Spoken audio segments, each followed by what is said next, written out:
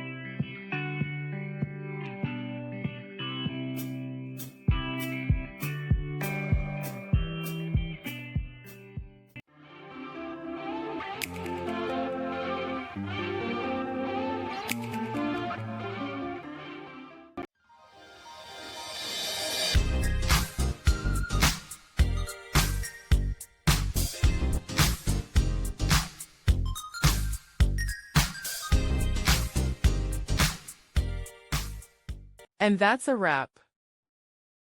I hope you found the answer you were looking for. If you did, take a second to hit that subscribe button. It really helps out. And let me know in the comments which solution worked best for you.